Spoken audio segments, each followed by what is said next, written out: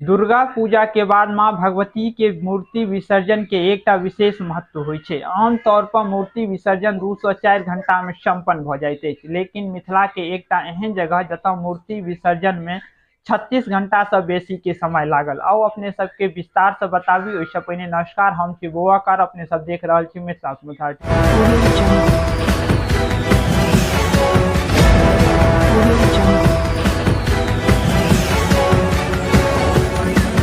दरभंगा जिला के जाले विधानसभा अंतर्गत मां भगवती जालेश्वरी के मंदिर स्थापित है, जतऽ मां दुर्गा के प्रतिमा के विसर्जन में 36 घंटा से बेसी के समय लागल, ओहो 1 किलोमीटर के दूरी तय करे में। सर जालेश्वरी मंदिर में 1960 से होय वाला दुर्गा पूजा में लोग के भगवती के प्रति असीम श्रद्धा अछि।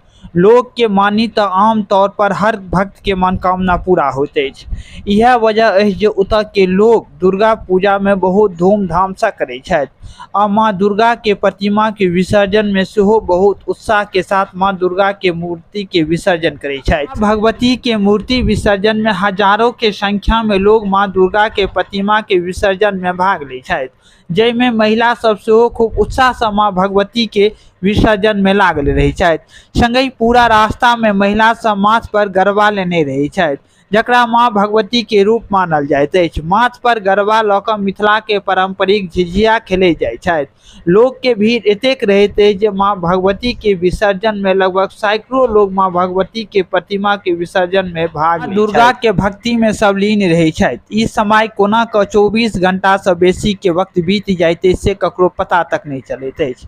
एहि बेर लगभग 38 घंटा में माँ दुर्गा के प्रतिमा के विसर्जन कऽ जल प्रवाह भेल।